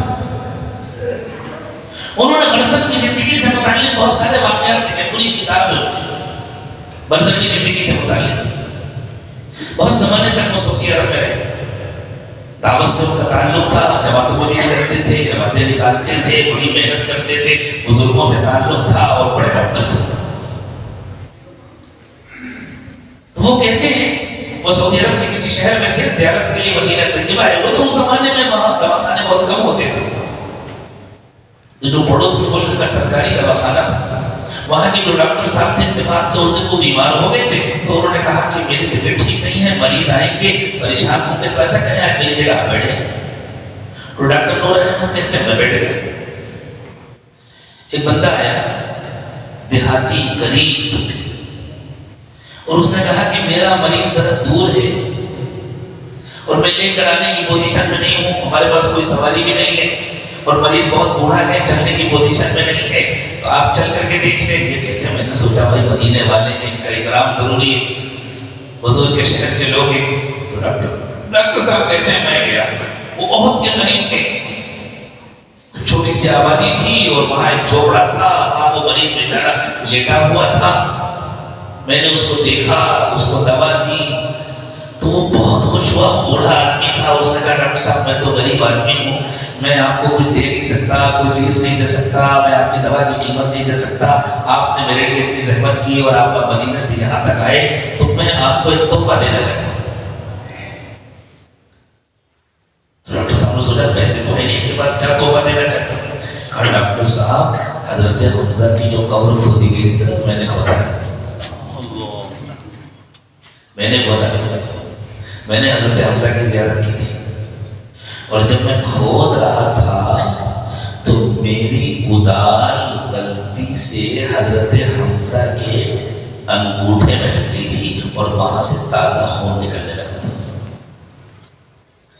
یہ واقعہ میں نے پہلے پڑھا تھا، شیخ محمود الصواف کا واقعہ بعد میں پڑھا، تو مجھے بڑی فکر تھی یہ واقعہ کب ہوا، حضرت حمزہ کی قبر کیوں کھودی گئی تھی، کیوں کھودی گئی اور کب کھودی گئی تھی؟ لیکن بعد میں جب پوری تفصیل پڑھی تو پتہ چلا کہ اچھا ایسا ایسا ہوا تھا اور اس کے نتیجے میں وہ کھودی گئی تھی۔ تو اس بوڑھے نے کہا کہ ڈاکٹر صاحب میں آپ کو بتلا رہا ہوں، میں نے حضرت حمزہ کی زیارت کی تھی اور وہ انگوٹھا جس میں کدال لگ گیا تھا اس سے خون بہنے لگا تھا، اور آپ اگر مجھے معلوم نہیں انگریزی میں آپ کیسے سرچ کریں گے، ہماری تو عربی زبان ہے، عربی میں اگر آپ سرچ کریں گے گوگل پر تو حضرت حمزہ رضی اللہ تعالیٰ عنہ کے پیر کے انگوٹھے سے خون نکلنے کا واقعہ بھی نظر آئے گا، اور اگر آپ تحقیق کرنے میں کامیاب ہو گئے، نکالنے میں کامیاب ہو گئے، تو حضرت حمزہ کے انگوٹھے کا فوٹو بھی آپ کو گوگل پر نظر آ جائے گا۔ مجھے یاد نہیں ہے کہ کس لنک سے میں نے دیکھا تھا، لیکن ایک مرتبہ مجھے مل گیا تھا، میں نے بہت دنوں تک اس کا اسکرین شاٹ اپنے پاس رکھا تھا، لیکن پھر وہ موبائل چینج میں ہوا اور اس کی وجہ سے وہ چلا گیا، پھر تلاش کیا تو پھر مل گیا۔ تو اللہ کے لیے تو کچھ مشکل نہیں ہے نا، اللہ اپنی قدرت دکھاتے ہیں، عقل حیران ہے انسان کی یہ کیسے ہو سکتا ہے، لیکن اللہ نے نمونے دکھائے ہیں، کون انکار کر سکتا ہے۔ اسی جیسا ایک واقعہ حضرت حذیفہ ابن الیمان رضی اللہ تعالیٰ جو جو رسول اکرم صلی اللہ علیہ وسلم کے بڑے چہیتے صحابی تھے اور جن کو صاحب سر رسول اللہ کہا جاتا ہے، حضور کے رازدار تھے. اللہ کے نبی صلی اللہ علیہ وسلم نے ان کو بہت ساری راز کی باتیں بتلائی تھی، حتیٰ کہ منافقین کے نام بتلائے تھے. حضور اکرم صلی اللہ علیہ وسلم نے یہ حضرت حذیفہ ابن الیمان اللہ کے راستے میں شہید ہوئے تھے، عراق میں دفن ہے. ابھی جہاں حضرت سلمان فارسی رضی اللہ تعالی عنہ کی قبر ہے، اس کمپاؤنڈ کا نام ہے سلمان پاک. وہیں حضرت حذیفہ ابن الیمان بھی دفن ہے. ایک اور انصاری صحابی تھے، وہ بھی وہاں دفن تھے. جب شہید ہوئے تھے اس وقت وہ وہاں دفن نہیں تھے، اس وقت وہ کسی ندی کے کنارے دونوں حضرات دفن تھے. زیادہ پرانا واقعہ نہیں ہے، 1932 یا 33 کا واقعہ ہے. ابھی 1932-33 کا واقعہ ہے. اس زمانے میں عراق کے جو بادشاہ تھے ان کا نام تھا شاہ فیصل. یہ سعودی عرب کے شاہ فیصل نہیں، یہ الگ خاندان. وہ جو شریف مکہ جس نے خلافت عثمانیہ سے بغاوت کی تھی اور جس کو انگریزوں نے یہ لالچ دی تھی کہ ہم تم کو خلیفۃ المسلمین بنا دیں گے، تم ترکوں کے خلاف بغاوت کرو. پھر اس نے بغاوت کی تھی ترکوں کے خلاف اور بعد میں پھر اس کے اوپر بھی سعودیوں کو چڑھا دیا تھا، ملک عبدالعزیز کو چڑھا دیا. انگریزوں کی سیاست تو ایسی ہوتی ہے جو ان کے چکر میں پھنسا ہو گیا. تو پھر انگریزوں نے اس کو مطمئن کرنے کے لیے اس کے ایک بیٹے کو اردن کی بادشاہت دی تھی، ایک بیٹے کو عراق کی بادشاہت دی تھی. عراق کی بادشاہت تو کچھ دنوں کے بعد ختم ہو گئی، جو اردن میں اب تک چلی آتی ہے. وہی خاندان ہے جو اردن میں حکومت کر رہا ہے. تو یہ جو اردن کے ابھی موجودہ بادشاہ ہیں، ان کے دادا کے بھائی تھے وہ فیصل، غالباً دادا کے بھائی تھے، ان کی حکومت تھی. حضرت حذیفہ ابن الیمان رضی اللہ تعالی عنہ نے بادشاہ کے خواب میں آ کر کے اس سے کہا، یہاں پر میری اور میرے فلاں دوست کی قبر ہے اور اس میں پانی آ رہا ہے ہم دونوں کی قبروں میں. ندی کے پانی کی نمی پہنچ رہی ہے، اس لیے ہمیں دوسری جگہ منتقل کیا جائے، ہمیں کسی محفوظ مقام پر منتقل کیا جائے. بادشاہ نے خواب دیکھا تو گھبرا گیا، لیکن اب بیچارہ بادشاہ ہی تھا، اسے اتنا یقین تھوڑی تھا کہ شہداء کس طرح زندہ رہتے ہیں اپنی قبروں میں. یہ ایسی زندگی نہیں ہوتی جیسی ہماری آپ کی زندگی ہے، یہ اس سے بھی اچھی زندگی ہوتی ہے، لیکن برزخی زندگی ہوتی ہے. دوسرے دن بھی خواب دیکھا بادشاہ نے، تیسرے دن بھی خواب دیکھا. بادشاہ پریشان کو سمجھ میں نہیں آ رہا، کسی سے تذکرہ بھی نہیں کرتے پڑتا.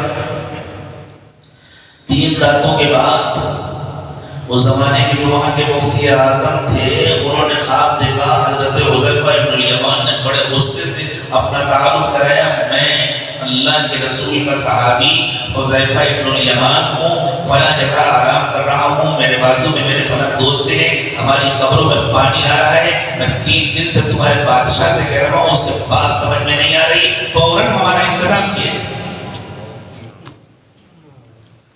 مفتی اعظم صاحب گھبرا کر اٹھ کر بیٹھ گئے.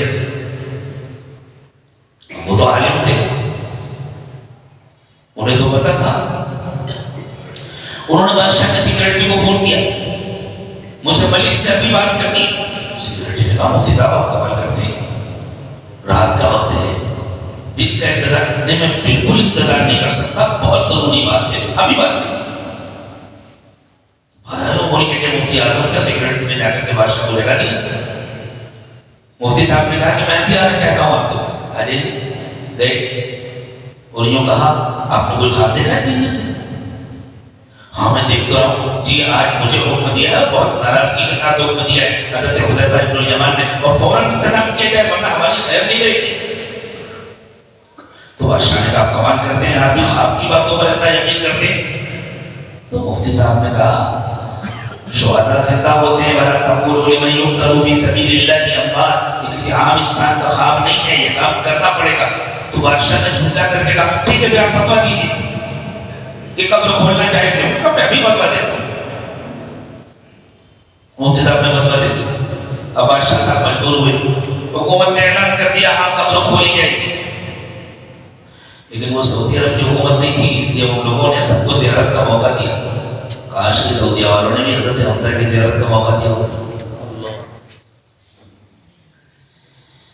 تو حکومت نے اعلان کر دیا کہ قبر کھولی جائے گی اور ان حضرات کو منتقل کیا جائے گا. جیسے ہی یہ اعلان ہوا تو چاروں طرف سے پوری دنیا سے مطالبے پہنچنے لگے, ہم لوگوں کو بھی موقع دیا جائے, ہم لوگوں کو بھی موقع دیا جائے. تو آخر مشورہ سے یہ طے ہوا کہ رک جاتے ہیں, حج کے بعد یہ کام کریں گے تاکہ جو حجاج کرام ہیں وہ اگر زیارت کرنا چاہیں تو حج سے فارغ ہو کر قریب ہے آ جائیں.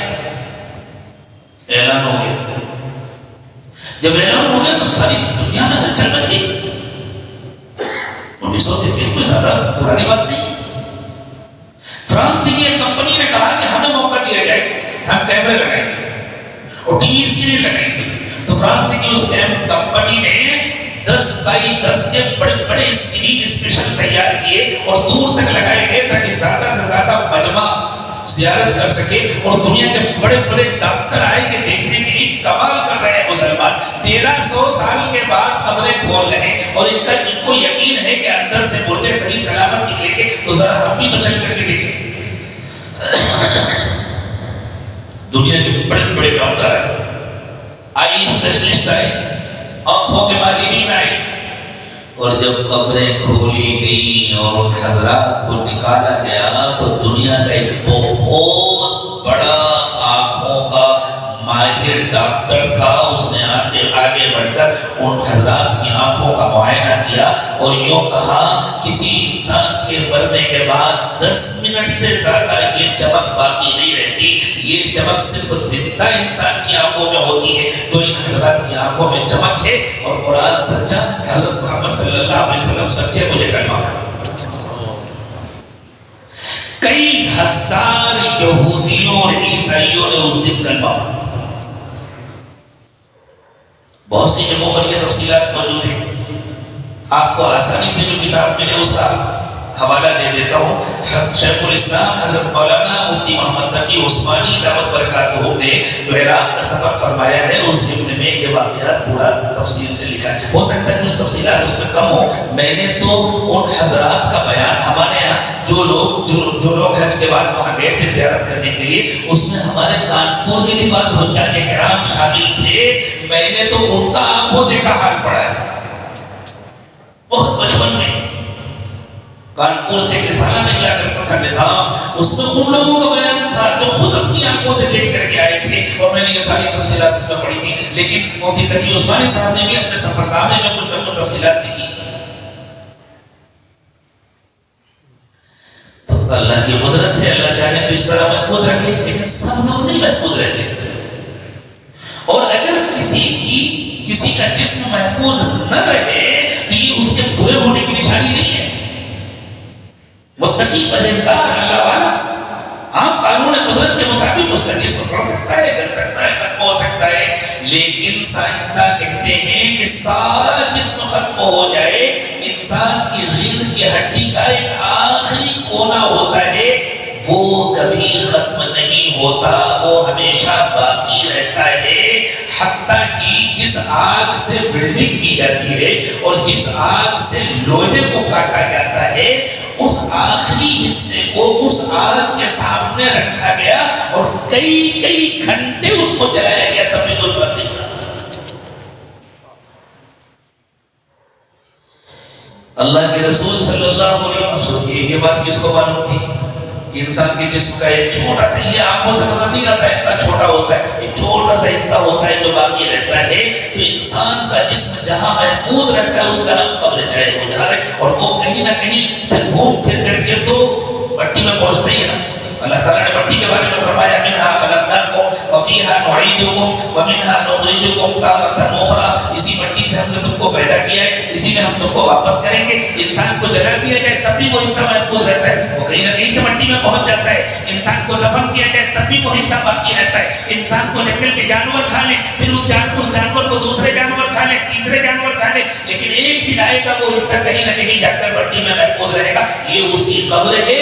جب وقت آئے گا تو یہاں سے اسے اٹھایا جائے گا, اور جس طرح سوکھی ہوئی زمین پر بارش ہوتی ہے تو سبزہ اگتا ہے, پودے اگتے ہیں, اور ہم بھی تو زمین سے پودوں ہی کی طرح اگے. اللہ تعالیٰ نے انسانوں کے بارے میں فرمایا واللہ انبتکم من الارض نباتا, اللہ نے تمہیں زمین سے اگایا ہے. ٹھیک ہے, ہم زمین ہم کو پکڑے نہیں رہتی, ہم چلتے پھرتے ہیں, لیکن جیسے پودوں کو زمین سے غذا ملتی ہے, ہمیں بھی زمین سے غذا ملتی ہے. جیسے پودوں کی اصل زمین میں, ہماری اصل بھی زمین میں, مٹی سے تو بنے. ہاں, اللہ تعالیٰ نے اس میں روح داخل کی.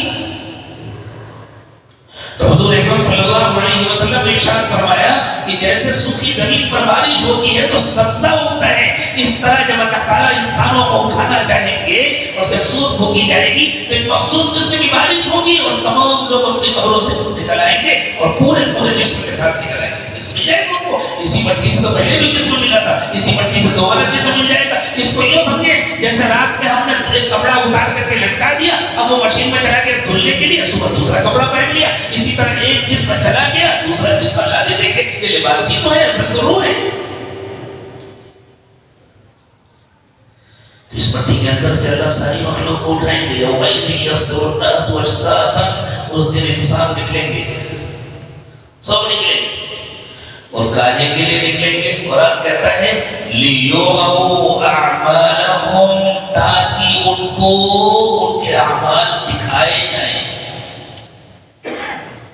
اس لفظ کی اہمیت کو سمجھیے. یوں نہیں کہا قرآن نے کہ انسان نکلیں گے تاکہ ان کو ان کے اعمال بتلائے جائیں, ان کو خبر دی ہے کہ اللہ کے بعد الفاظ کی کمی ہے. یہ کوئی اتفاقی لفظ تو نہیں ہے. قرآن کہہ رہا ہے لیُرَوْا أَعْمَالَهُمْ, انسانوں کو ان کی زندگیاں دکھائی جائیں. یہ تم چل رہے ہو, یہ تم بیٹھ رہے ہو, یہ تم پھر رہے ہو, یہ کام کر رہے ہو, یہ کام کر رہے ہو, یہ کام کر رہے ہو. کسی کی ہمت نہیں ہوگی کہ انکار کر سکے. تو آپ کہیں گے اگر 10 منٹ کا ویڈیو بنایا گیا تو اس کو دیکھنے میں کتنا وقت لگتا ہے؟ 10 منٹ لگتے ہیں نا. 1 گھنٹے کا بنایا گیا تو 1 گھنٹہ لگتا ہے. تو 60 سال کا ویڈیو تیار ہوا تو کیا 60 سال لگیں گے دیکھنے میں؟ نہیں. زمان اور مکان کی پابندیاں زندگی میں ہیں,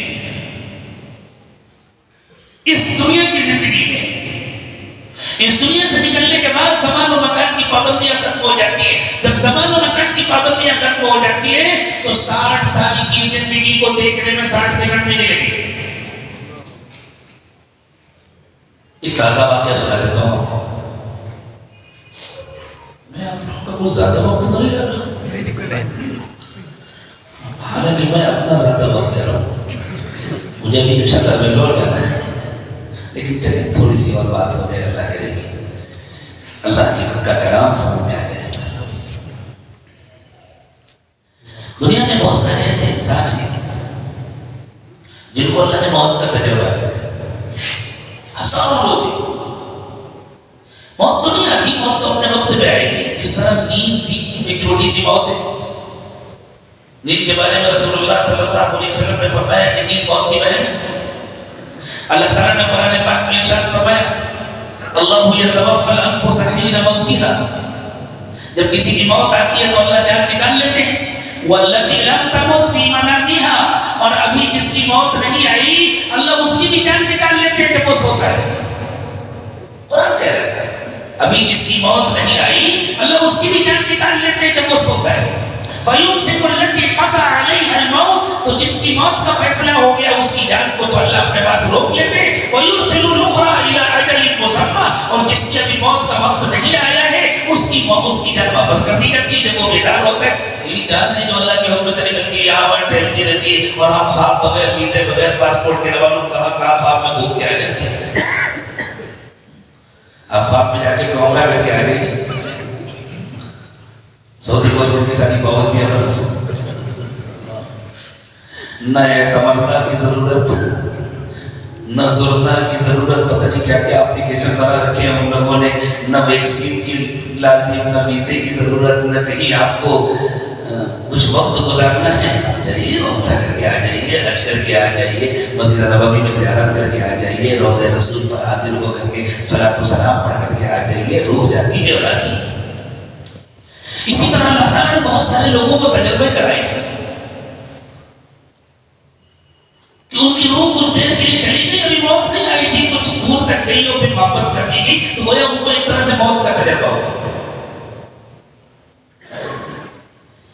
ایسے ہزاروں لوگ ہیں جن کے انٹرویوز گوگل میں محفوظ ہیں. میں حوالے دے دیتا ہوں تاکہ جن لوگوں کو شوق ہو وہ ذرا تلاش کریں دیکھیں. کچھ لوگوں کے حالات پر تو ایک کتاب تھی مفتی تقی عثمانی صاحب جب امریکہ تشریف لے گئے تھے تو وہاں وہ بڑی بکنے والی کتاب تھی. اسی قسم کے لوگ جن کو گویا موت کا تجربہ ہوا تھا تو مفتی صاحب لے کر کے آئے. اس پر انہوں نے اپنے رسالے میں ایک مضمون بھی لکھا. عراق کے ایک پائلٹ کا واقعہ. اس پائلٹ کو حکم دیا گیا تھا اپنے ملک کی آبادی پر بم مار دو. کسی آبادی سے حکومت ناراض ہوئی ہو تو ساری محاکموں نے حکم دیا. فوجی پائلٹ تھے کہ فلاں علاقے میں جا کر کے بم مار دو. وہ وہاں گیا اور بم گرانے کے لیے ذرا جہاز کو نیچے کرنا پڑتا ہے. تو جب ذرا جہاز کو اس نے نیچے کیا تو اس کو ایک عورت نظر آئی جو اپنے بچوں کو لے کر کے بے تحاشا بھاگتی چلی جا رہی تھی. اسے اس عورت پر چھوٹے چھوٹے بچوں پر بڑا ترس آیا اور اس کو لگا کہ میں اپنے ملک کے عوام پر بم ماروں, اپنے لوگوں کو ماروں اور ان معصوموں کو قتل کروں, ان بے قصوروں کو قتل کروں. جاتے کر واپس آتا. کوئی فوجی کہنا نہ مانے تو اس کا تو کورٹ بادشاہ ہوتا ہے. اسے اٹھا کے جیل میں ڈال دیا اور اسے معلوم تھا مجھے موت کی سزا دی جائے. وہ وہاں جیل میں ڈپریشن میں چلا گیا. اس کے پاس نیند کی گولیاں تھیں. اس نے بڑی مقدار میں نیند کی گولیاں کھا لی.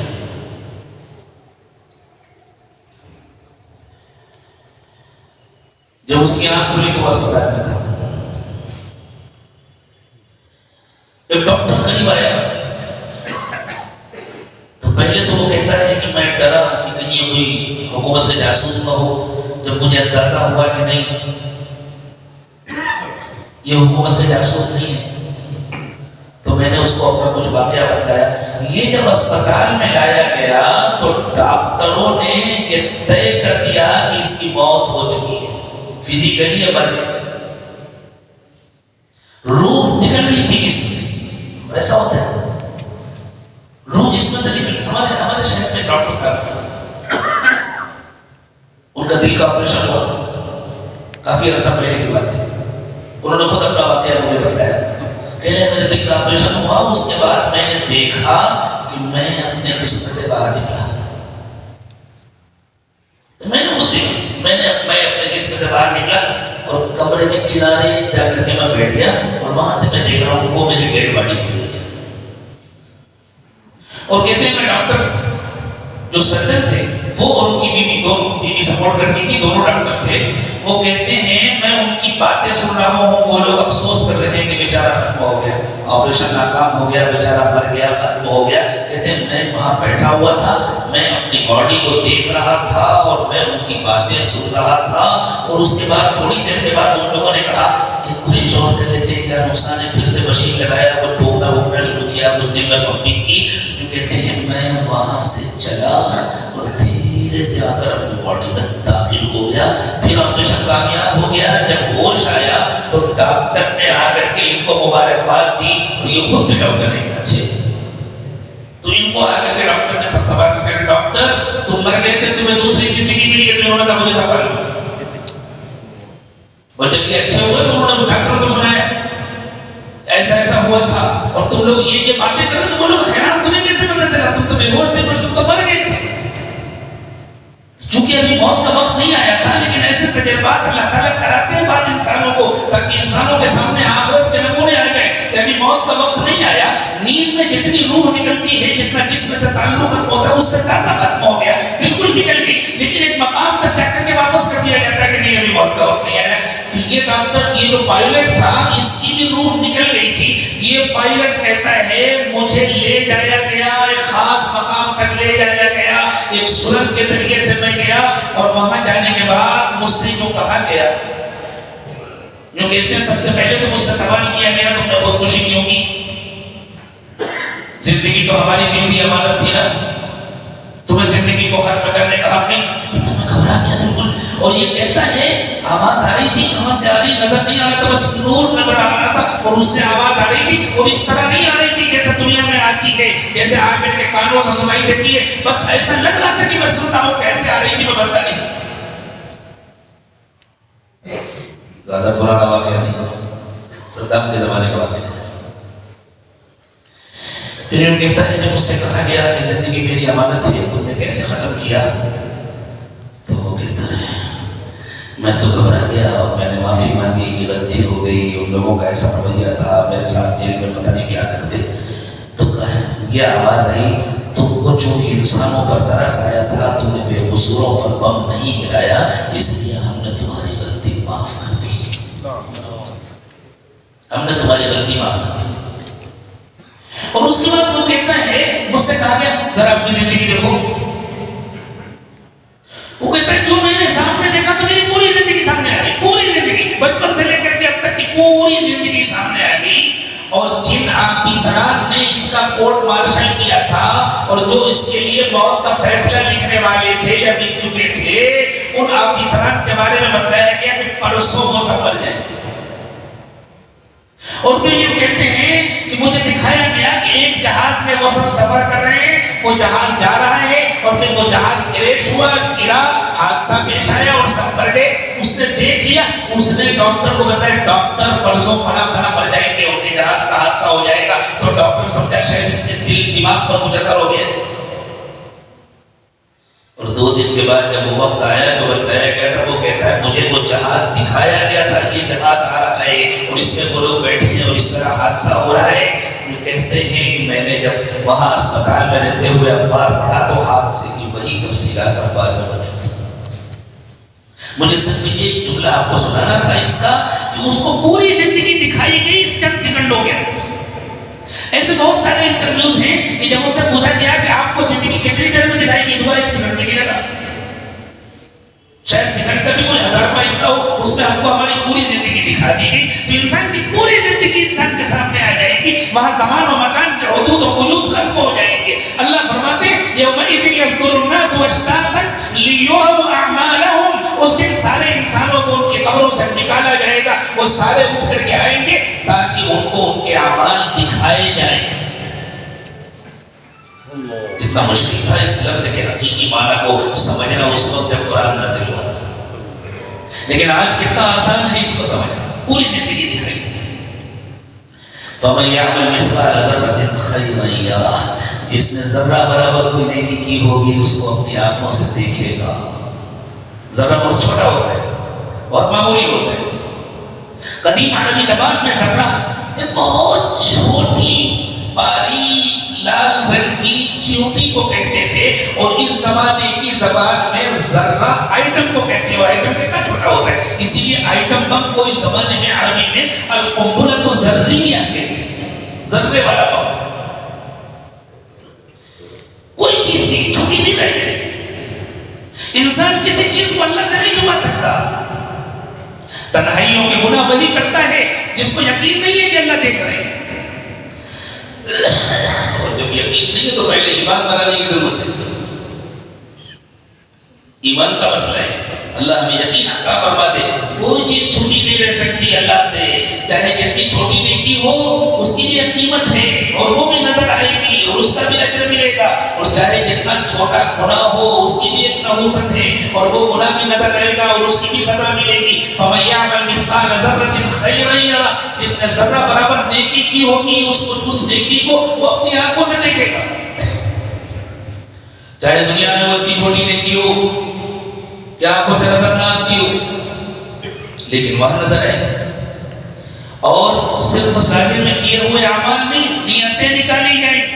ایک دوسرے مقام پر اللہ تعالیٰ نے فرمایا وَحُصِّلَ مَا فِي الصُّدُورِ، سینوں کے اندر جو چھپی ہوئی نیتیں ہیں، سینوں کے اندر جو چھپے ہوئے ارادے ہیں ان کو نکالا جائے گا اور اعمال کے ساتھ جوڑا جائے گا۔ وَمَن يَعْمَلْ مِثْقَالَ ذَرَّةٍ شَرًّا يَرَهُ، اور جس نے ذرہ برابر برائی کی ہوگی اس برائی کو بھی وہ اپنی آنکھوں سے دیکھے۔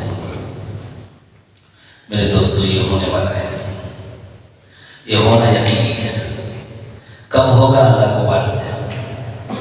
دنیا کی زندگی چاہے کتنی لمبی ہو جائے، ہماری زندگی تو چھوٹی ہے نا، اور انسان کے بارے میں رسول اللہ صلی اللہ علیہ وسلم نے ارشاد فرمایا من مات فقد قامت قیامتہ، جس کی موت آ گئی اس کی تو قیامت آ گئی۔ ہماری فائل تو بند ہو گئی، ہمارا عمل نامہ تو محفوظ ہو گیا۔ اب جب وقت آئے گا تو سب نکالا جائے گا، اور یہ وقت زیادہ دور نہیں ہے۔ قیامت کے دن انسان کو اٹھایا جائے گا اور اس سے پوچھا جائے گا کتنے دن گزرے، قبر میں کتنے دن رہے۔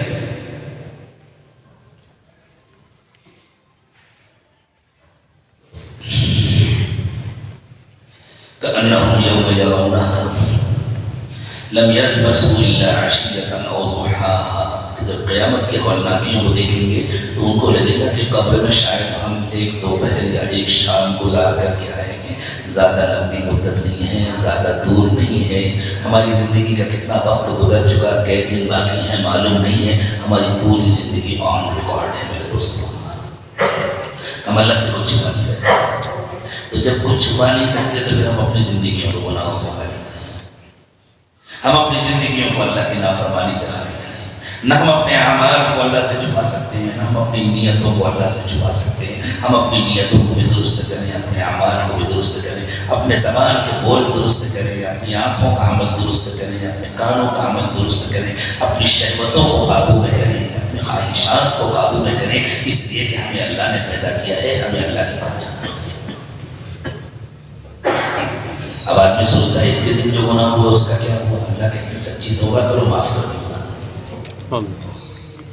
لیکن سچی توبہ کے لیے ضروری ہے کہ پھر بعد کی زندگی اچھی ہو۔